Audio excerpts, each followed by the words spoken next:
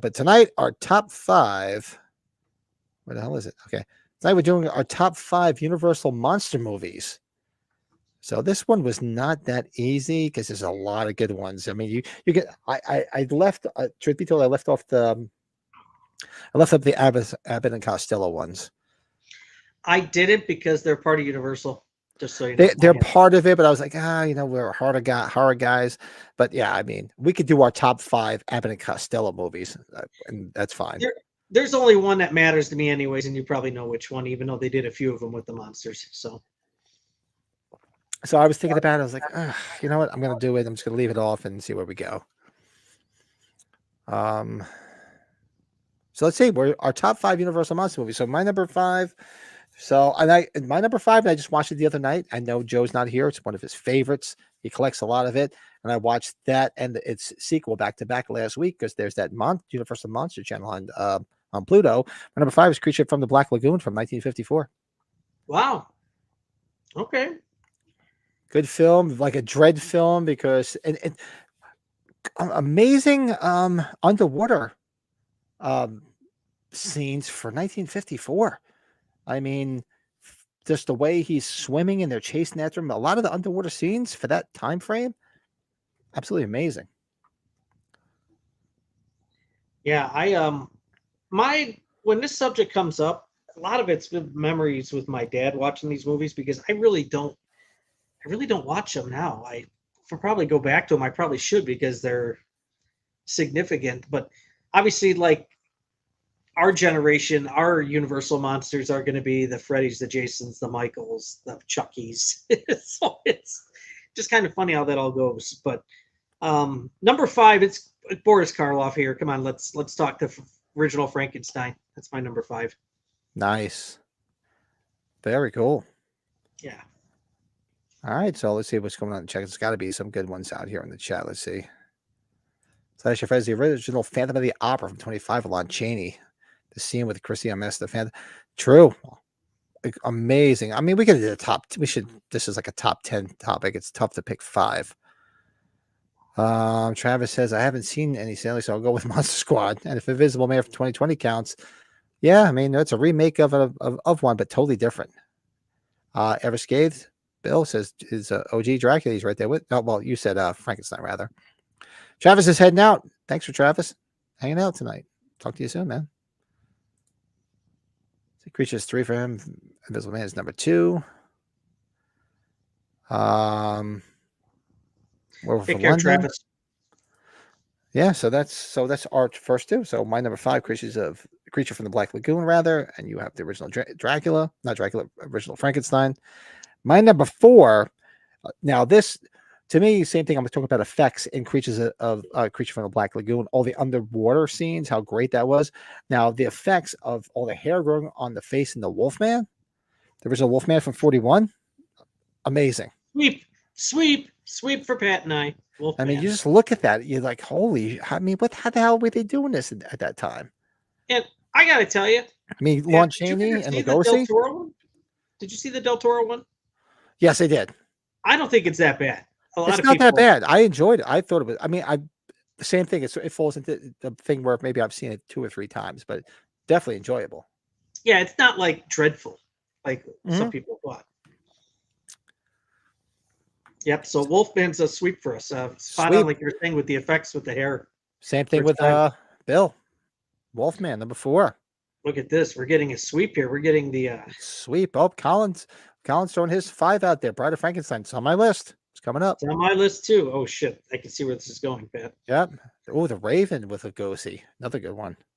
Forgot about the Raven. Okay. Yeah. We could do a whole thing on Poe. We could easily do like a whole Edgar Allan Poe thing. Good stuff. All right. So I'm thinking of Con Air. Nice work, Poe. Nice. So my number 3, you mentioned it before, from 31, Karloff, the original Frankenstein. Yeah. That is just classic to me. Just classic. You know, the whole God, why am I forgetting his name? Colin would remember the evil doctor, Frankenstein himself, the doctor. It's alive. It's amazing. I mean, it's one of the most iconic things, and the whole scene with him and the little girl, just crazy shit. Thought you were gonna say Gene Wilder, but that was another one. Well, I mean, hey, I've done a review on here already, man. That's one of my favorite films. Shout out to Joe, who's not here tonight. His wife, one of her favorite films is Young Frankenstein. Oh, and you know what? Forgot to bring that up with Matt. Matt probably knows. So that Gene Wilder documentary film is going to be on Netflix in 2 weeks. Did you see that? I gotta The watch life that. of Gene Wilder, or whatever. I'm so looking forward to it because it didn't. At least I didn't see it come to any of the theaters around here. No, I gotta watch that. So See what do we got here? Number 3, Bride of Frankenstein, Wolfman. Bride's always number 1.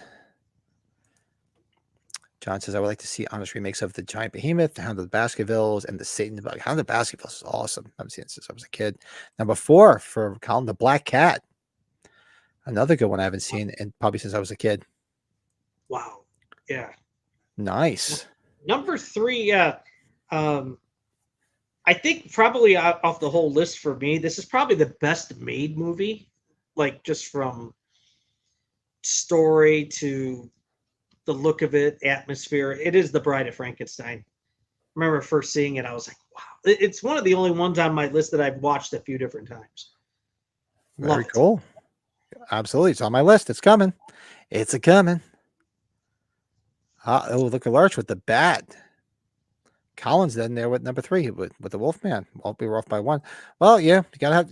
I didn't throw White Zombie in there. That was a tough one. That would have been my number 6. White Zombie is an amazing film. Everscape, look at you with number 2 with The Creature from the Black Lagoon. Mm-hmm. Dracula's Daughter is another one that was tough to lead. Like I said, we could have did a top 10, top 20 for Christ's sake of this. Yeah, you could go a bit. It would have been hard for me to do a 10, but maybe I should. I think it's a lesson learned here after everybody chipping in here. I got to go back and watch this stuff. I think that's just. Remember, we talked about everybody designating chipped in here. This is good because we talked about doing watch-alongs, like Universal Monster watch-alongs. Because we do on Tuesday nights, we just do horror movies and comedies from time to time, comedies.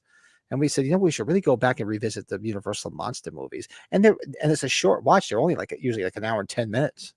They're not long films. Who was I talking Invisible to? Man. Jeremy. Was it Jeremy at work? I think it was Jeremy. How we were talking about when it comes to the Halloween season, we're gonna at least try to do like 1 and 2 and 4 and 5 like back-to-back watch-alongs just for those maybe. Or you're kind of loosely talking about that. Yeah, I did see Spinning Gold.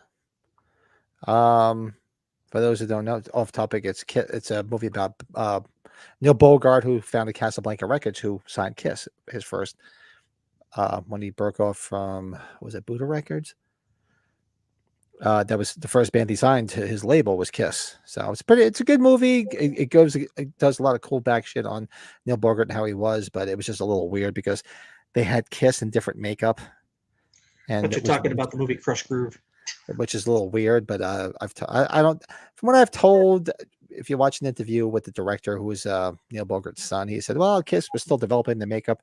Yeah, I just think it was a rights issue, to be honest with you. I'm sure Gene and Paul had their hands out, but off topic. So, Slasher Fred says, if I had to pick She-Wolf of London because the twist where it is revealed that the girl's aunt is gaslighting her into believing she is a werewolf. She-Wolf of London. I know the movie. I don't think I remember seeing it though. That might be one of the ones I didn't see. We gotta do we did a watch along of Resurrection. We did it last year. Didn't we do all the Halloween movies in order? We did do Resurrection last year. Yes, sir. Yeah, well, it's on this channel. We can go back and watch it. We're not big fans of it. We can always do it again around Halloween time. I'm not a problem with it. Remake of Phantom of the remake of Phantom of the Paradise. Wow, that's a strange film. We've brought that up a few times about doing a Young Frankenstein watch along because I know, like I said before, Joe's betrothed is a big fan of it. I'm a big fan of that. I'll do that any day. I'll do a whole Mel Brooks month. I'm sure we'll get thrown off because half of his films are politically incorrect now.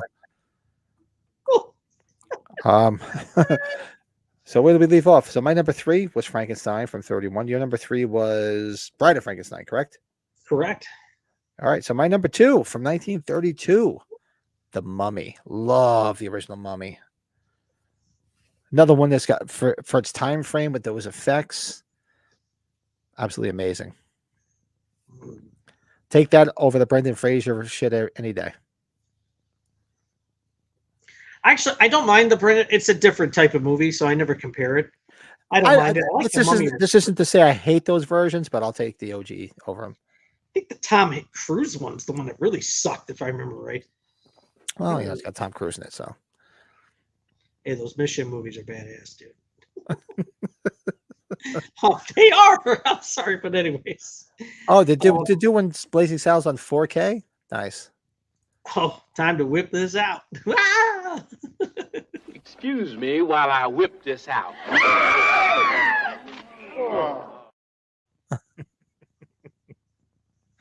Fan, as you can tell. Okay, number 2. Yeah, unfortunately, you said you didn't put any of the Abbott Costellos, but Abbott and Costello meet Frankenstein. Oh God, just classic to me. It is, because it's the likenesses. It's the people, right, Pat? It's the same. Yeah, great. It's just. I should have asked you when we did this, but no, that's not the. I only left off for my personal reasons because I'm like, we can always do like an Abbott Costello thing. So there's no reason to leave it off. That's fine. Because I debated, should I put it on here? Shouldn't I? I'm like, maybe I'll leave it off and we'll just do a separate one on that. But no, there's nothing wrong with that. I remember I watched Abbott Costello like every Sunday with my father. It was always Abbott Costello movies on TV. So that's something we used to watch on Sundays. Sorry. So, and of course, my number 1 was already mentioned a few times from 1935. I'm sorry, man. I love me some Bride of Frankenstein. Love that film. So good, right? That's one I watch a lot. Look at Bill says the OG Frankenstein. Duh. That was number 3 on my list, but I love Bride of Frankenstein. I don't know, something about that film. Just love it. Even though it's not Universal, maybe Bill was thinking Mary Shelley's Frankenstein. Ooh, he'd probably throw something at you right now, which is not a bad thing. I don't think I ever saw Mary Shelley's Frankenstein, to be honest with you. If I watched it once all the way through, it was it. That's not to say it sucked, just didn't interest me. It's like The Lawnmower Man. Remember that movie? Oh God, remember that? That was just a random movie I threw out there. I'm sorry. Another movie where like I probably sat through it, but I was like, yeah. Hey, Jeff Fahey rules, dude. We did a whole episode on movies you only need to see once, and that those right there are on your list. You just watch them once, you're like, I see it. Number 1, I think it. You know why I've watched it so many times with my dad? Because this was his like nightmare, like when he was a child. The Creature from Black Lagoon. He said that the creature just freaked him out when he was a child. And he had nightmares. And it's like, this was my monster when I was a kid. So, and Clint Eastwood was in one of the films, right? I think one of the Creature movies. He had a small little role. Which one was he in? Because I don't remember. Because I just watched the 2 the other day, and I don't remember seeing them in it, unless I missed them. There's 3 of them technically, or 4? I think there's 3, right? Is there 4 of them? Colin would know because I know I just watched the 2 the other day, and I know there's a 3rd one, but beyond that, I'm not sure. Help us out in the chat. Let us know. Revenge of the Creature, right? I think it's Revenge of the Creature. The second one is The Creature Walks Among Us. So, and the 3rd one is that one. What's the 4th one? Yeah, it's the sequel, Revenge of the Creature. He's in. 3. Eric says there's 3. Yep.